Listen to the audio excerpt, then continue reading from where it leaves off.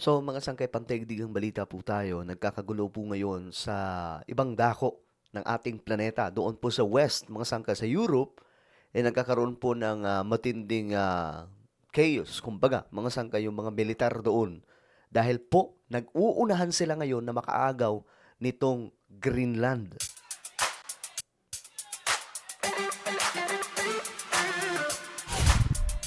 Yo, what's up guys? This is me. I'm back for another vlog today. Pag-usapan po natin mga sangkay itong problema ngayon doon sa Europe.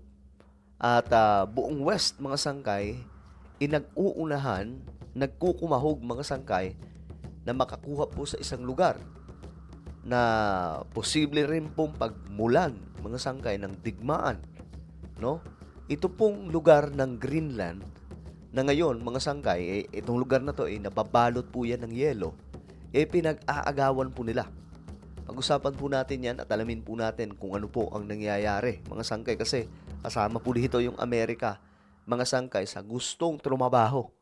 At ang Russia din mga sangkay, sila po yung may mga tropang militar din doon. At ngayon mga sangkay, yung iba rin pong mga bansa nagpadala na rin po ng militar. Bago tayo magtuloy-tuloy, sa mga hindi pa po dyan nakakapag-subscribe sa ating YouTube channel, makikita nyo po yung subscribe button sa baba ng video na to. I-click nyo lamang po yung subscribe, i-click ang bell at i-click nyo po yung all. Sa mga nanonood po sa Facebook, i-follow nyo po yung ating Facebook page. So shoutout po sa lahat ng mga solid sangkay na nanonood ngayon. Ngayon, ito mga sangkay, ang balita. Ito daw bang Europe ay kayang depensahan ang Amerika sa pagkamkam o pananakop doon sa Greenland? Kasi ang Amerika, nagsalita ng mga sangkay, nasasakupin po nila yung buong area. Pero malaking gulo to kasi nandun din po yung Russia. Ngayon, tingnan natin itong balita mga sangkay. Our next story takes us to Greenland. Europe has finally decided to flex its muscles there. It has deployed troops to the island. Sounds serious and ominous, right? Like Europe is arming the island of Greenland. Ayan, mga sangkay, ang Europe ay nilalagyan po nila ng militar ngayon, mga sangkay, itong lugar na ito. But wait till you hear the number. Europe has sent less than 50 soldiers. Yes, 50. 50 na mga sundalo, kaunti lang to. Kumpara mga sangkay sa Russia na napakarami na po ang ipinadala nila dyan. Kaya pala mga sangkay, sabi dito, can 50 EU troops prevent US from taking Greenland? Less than 50 soldiers to secure Greenland. This is an island of 2.1 million square kilometers. If you do the math, that's one soldier for every 42,000 square kilometers. Now, to put that in context, that's one soldier for an area that is the size of Switzerland. That is Europe's Arctic deterrence. Look at the numbers, the breakup. France has sent 15 soldiers, Germany has sent 13. Ito yung mga lugar, ito yung mga bansa, mga sangkay na nagpadala ng mga sundalo. Finland sent 2 liaison officers. Norway, Sweden, the Netherlands and the UK are contributing small teams. Altogether, you're talking a few dozen personnel. They're part of a Danish-led exercise. It is called Operation Arctic Endurance. European officials insist this is a reconnaissance mission. But the context is very clear. Europe wants to be seen in Greenland. From today and in the coming period, there will be an increased military presence in and around Greenland of aircraft, ships, and soldiers, including from other NATO allies.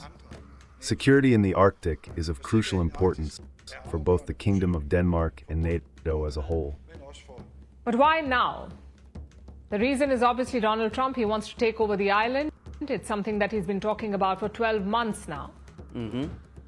Trump says he needs Greenland for national security, and his argument is quite simple. If the US does not control Greenland, Russia or China will. Ito kasi yung sinasabi ni Donald Trump, mga sangkay, kaya gusto daw po nilang ma-take over itong Greenland kasi yung China at Russia ay hindi lang basta pinaplano, yung Russia nga po mga sangkay talagang may presensya na po doon. no? At kung sakasakali mga sangkay na makontrol ito ng buong buo ng Russia, sabi ng Amerika, hindi kami papayag. Kaya gusto daw po nila mga sangkay, sila ang mag-take over.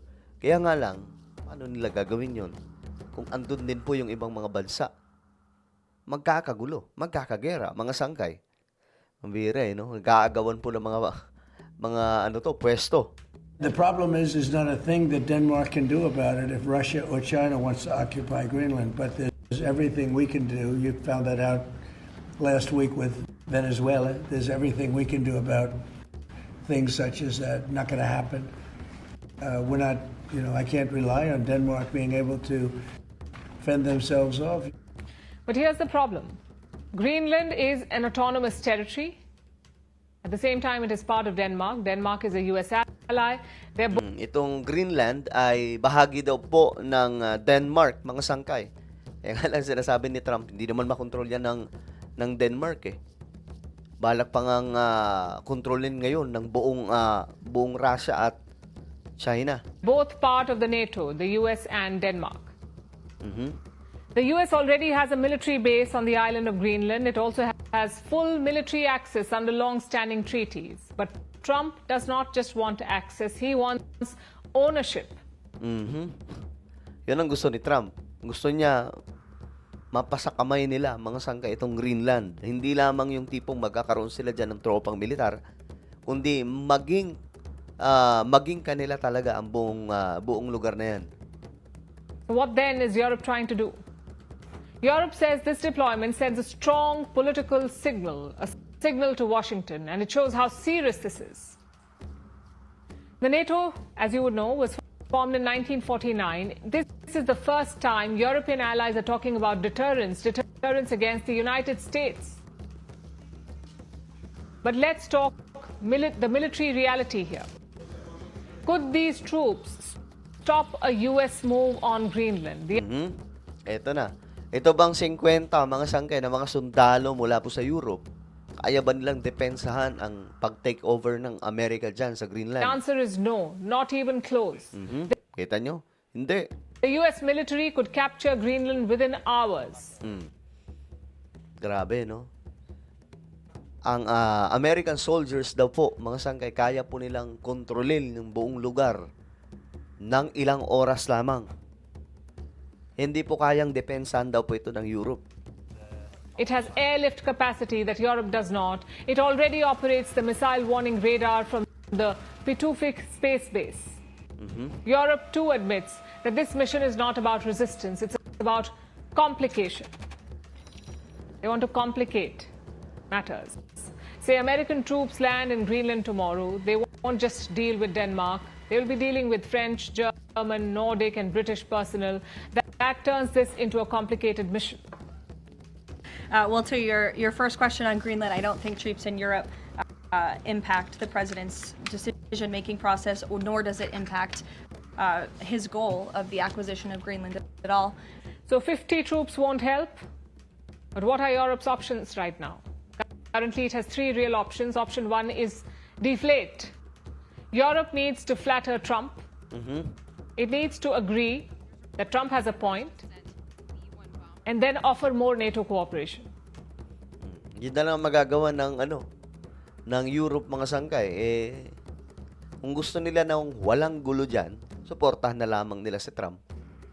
Sa gusto ni Trump na mangyari, mga sangkay. Pero, ayun na nga po, paano nila din gagawin yan ng Amerika kung ang Russia, mga sangkay, makikialam din po. Tapos ito pang China. No? So, masyadong magulo, mga sangkay, just in case na magkakaroon po ng komplikasyon. Actually, ngayon pa nga lang, komplikado na po ito ng mga very complicated na po ito when it comes to military operation dyan, no? At baka ang mangyari, mga sangkay, magkaputukan pa ito mga ito. Pagmulan pa po ng gera yan. 'Di ba? Mga sangkay, kung pag-aaralan po natin yung World War I, World War II, mga sangkay, halos ganito din po yung mga senaryo. Yung mga sakop nilang mga lugar, mga sangkay, At yung iba naman, ayaw na nandun yung presensya ng ibang military hanggang sa umabot po mga sangkay sa gulo. 'Di ba? Naalala niyo yung ginawa ni Hitler? Pinagsasakop po yung mga nakapaligid sa kanya. 'Di ba? So, ito po yung situation ngayon mga sangkay ng Greenland. No? Ang tanong, kaya bang depensahan ng Europe itong gagawing pagsakop ng Amerika sa Greenland?